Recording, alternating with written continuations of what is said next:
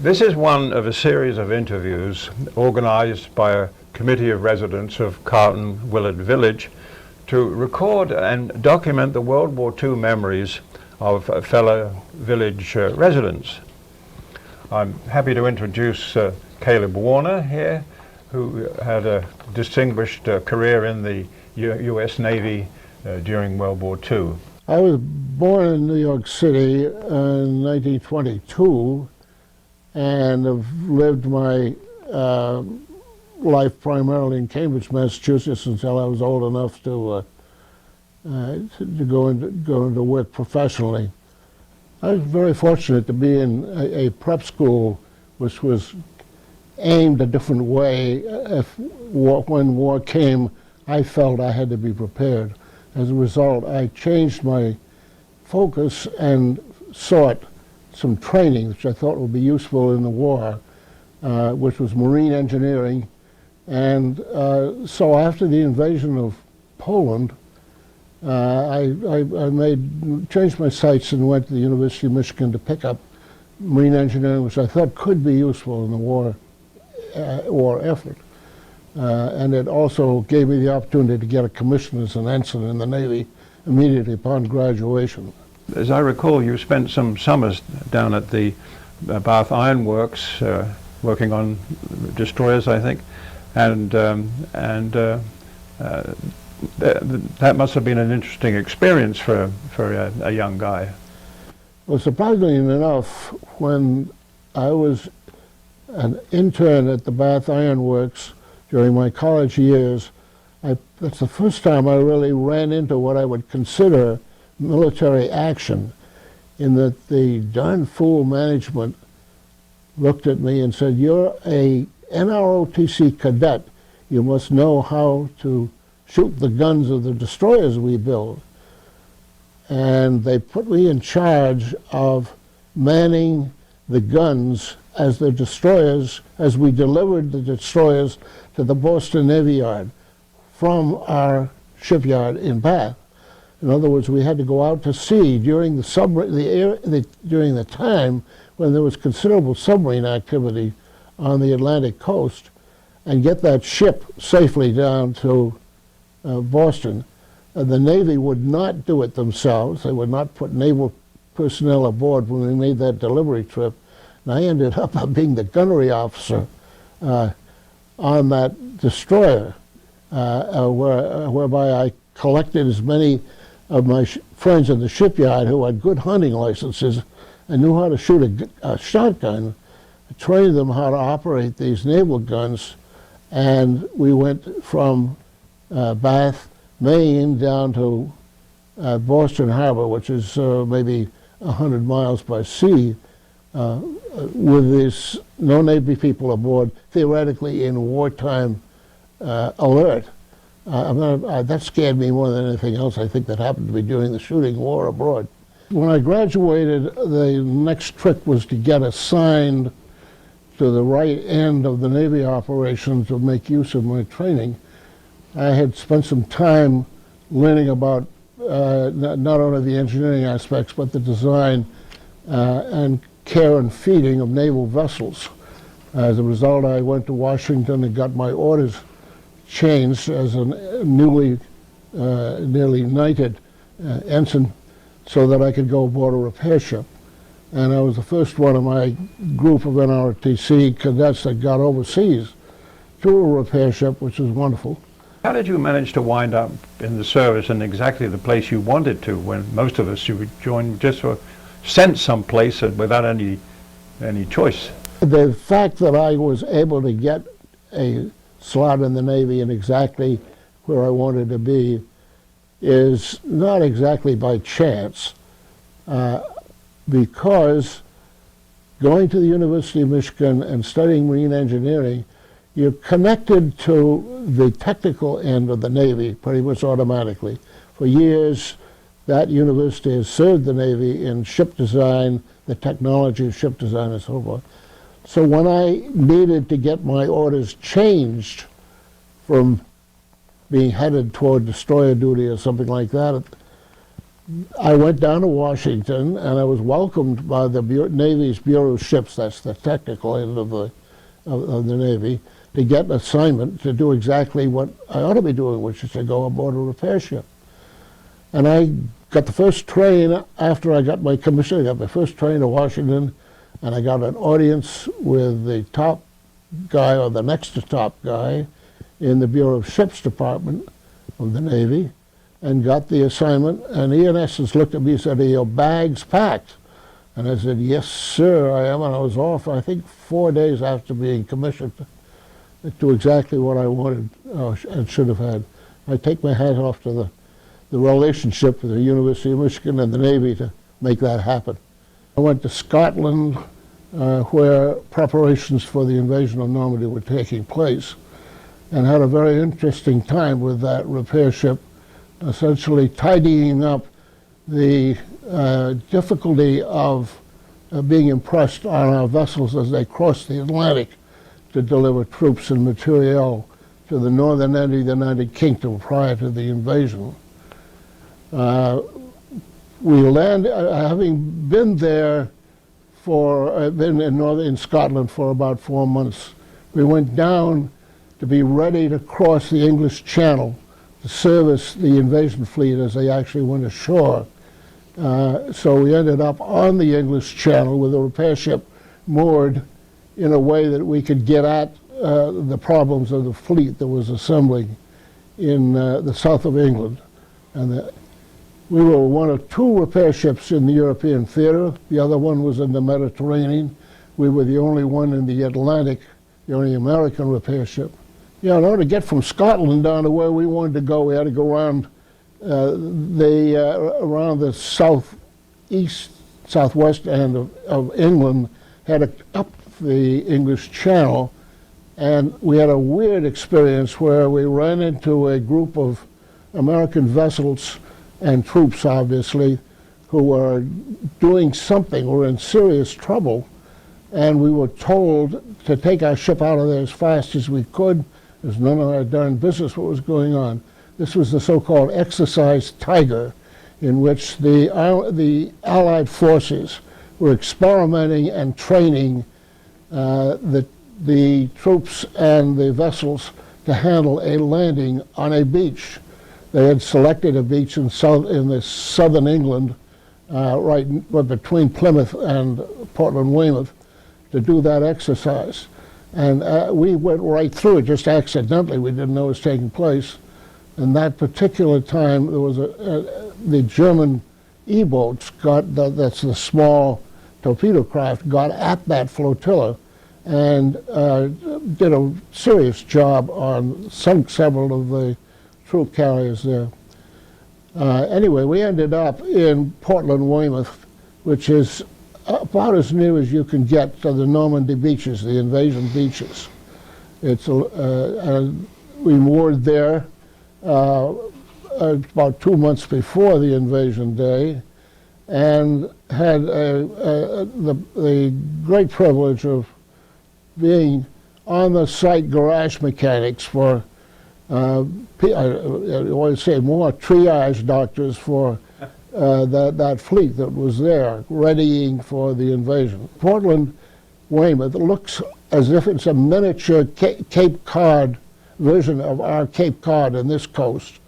In other words, it was a barrier island, a rock barrier island, which of course isn't true of Cape Cod, enclosing a harbor that could contain a number of ships rather well away from the difficulties of the weather in the Channel, but very near to the Normandy beaches. And I bet you there was over 1,000 vessels there just prior to D-Day, including all the Allied vessels from all over the world, in essence. It was a fascinating place to be. Our task in the south of England was to take care of damage that had been done to the fleet prior to the invasion and get them ready for the invasion. A lot of them had been damaged due to the fact that it had to go across the North Atlantic in rather difficult weather times. So we had a lot of structural and local damage to repair, and also to help them in any way get ready for the Normandy invasion. One of the important things that needed to be done to those LSTs was the fact they had been thought to be one-way vessels that were just merely to get troops and material to the front. Whereas the U.S. Navy and all the Allies had found they were a lot more useful than that. So we had a peculiar job of having to take off cast iron propellers that were put on these ships because of the shortage of bronze in the U.S. during the wartime. So we had the strange job of having to take the propellers off these fairly large vessels without taking them out of the water, and put the bronze propellers on so they could continue to make repeated trips to the front across the channel. And that was in many ways our most demanding job at that point. I think we must have changed the propellers to about 50 of those ships while we were down in that position, and got them ready for continued service, perhaps eventually even out in the Pacific. That part of the English Channel is pretty rough, which produced a lot of waves inside that harbor. Theoretically, we were protected, but there were a lot of waves, and for us to change propellers without taking the ships out of water, we had to go onto a platform which was over the side of our ship, and get up to the propellers right near the surface of the water. That meant we had to work with hard hat diving gear on, not scuba equipment, which meant that my whole head was enclosed in those darned cylindrical steel helmets, or bronze helmets, while working underwater right near the surface where you're getting thrown around. And that later caused me some trouble when I was a civilian, because I had claustrophobia seriously from that issue. As far as knowing about when D-Day was going to take place, when the invasion was going to take place, we had to be the last people to know, obviously, for security reasons. And although seeing the fleet build up the way it was quite obvious it was coming. Incidentally, today is the 6th of the month, and we are honoring D-Day in remembrance today, as you may know. In the actual D-Day morning, it was obvious something serious was happening. Overhead was were the Allied planes, many of whom were towing gliders. We'd never seen gliders before. This business of taking troops in, enough troops with aircraft, was a new thing to us. Purposely, the Allies had done their glider training in other parts of Britain, so we never saw them until D-Day. They flew over us because we were a checkpoint for the aircraft to know where they are as they left British soil in order to get headed in the direction. It's a little bit like using Cape Cod as a checkpoint if you're trying to find where you are as you either approach or an aircraft approach or leave the United States. We were that checkpoint for about half the aircraft that were involved in the landing operation. And we certainly were a harbor of refuge for about a third of the ships involved in the total number. There were over 3,000 ships involved eventually, 300 ships involved. We were involved after the invasion with servicing almost anything that needed bandage work done. We were doing triage and bandage work. The major repairs obviously had to be done by a shipyard. We couldn't do that. But there was a lot of bandaging that had to be done and triage work. So continually until the end of the war in Europe, we were there as on-the-site medics, if you were, naval medics on the coast. Regarding our knowledge of what actually was going on in the beaches, there was a real problem in getting that kind of news for security reasons. But the fact that we were in a place where many of the wounded were unloaded by ships returning to the United Kingdom, we could see an awful lot of what was going on, and it was a very frightening thing. And the only news that we were allowed to hear was what could be sent out by the British Broadcasting Company or our own overseas networks.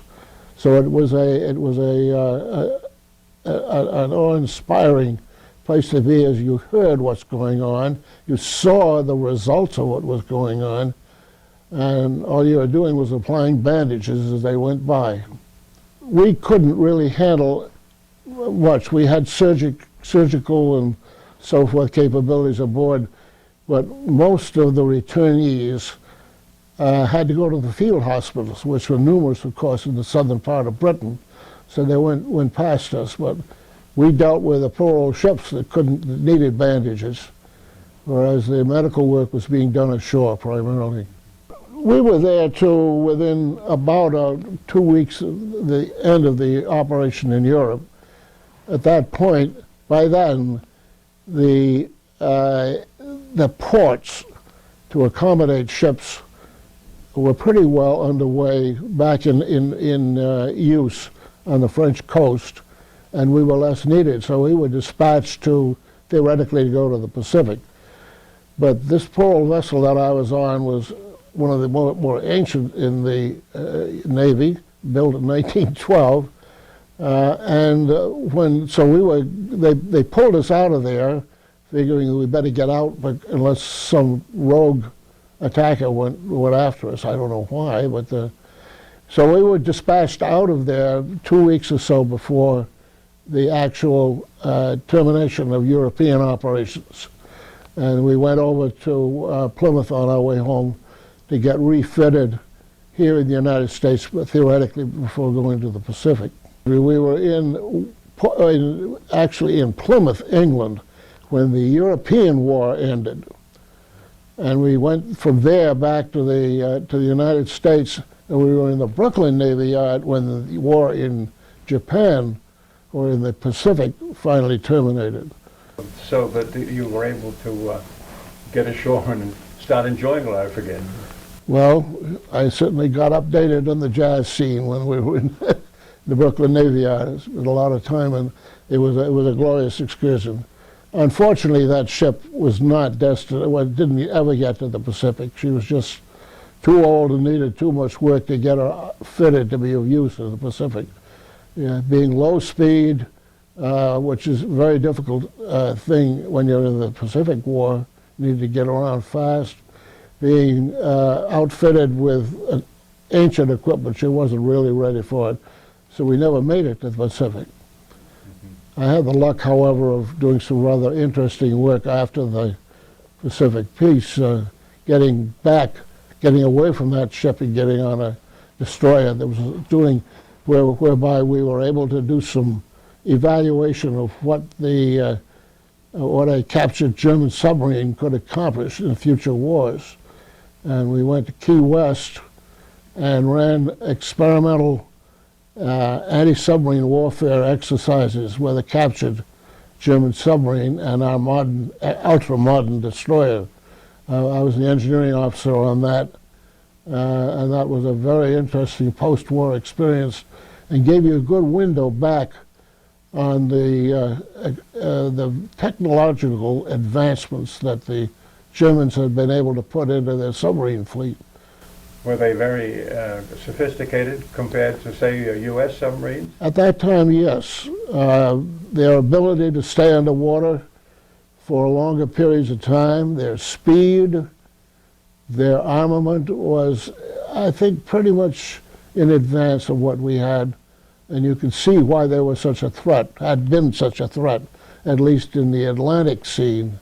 The name of the destroyer that I was on was the Uss Stribling, and that was had been built at the Bath Iron Works, where I previously had been an apprentice, and was launched just as the Japanese, as peace came in the Pacific. So she was brand new, untested, unused, and it was interesting to compare our latest destroyer against the most recent German submarine. And that German submarine came up pretty well. It's a little frightening when you think about that. Question always is what happened at Times Square in the jubilation for peacetime. And we were very lucky being in the Brooklyn Navy Yard with our poor old vessel theoretically on its way out to Pacific. And I was in Times Square for that famous evening after the victory in Japan was being celebrated. And you're seeing recently in the press the situation of the soldier kissing the girl. I was right there when that happened. I didn't see him, but that was a place to be. There were 3 million people in Times Square at that time, that night. And it was a great experience. I was lucky enough to be there. After all your experience, how did you feel about the cause of the war and your participation in it? I have various opinions about that experience. It was a maturing personal experience for me. I'm very thankful for it. I luckily was allowed to be in a place where I should be, I think, thanks to the Navy allowing me to get there. It's especially difficult the 6th of this month to be thinking about that area because we're right on the Invasion Day celebration today as we're making this show. I also felt that I owed the Navy an awful lot for their helping me get through college and all that sort of thing, so I continued on in service after the war with the CIA and with the Navy for a number of years. Well, thank you, Caleb. That was very enlightening. Well, thank you for the opportunity.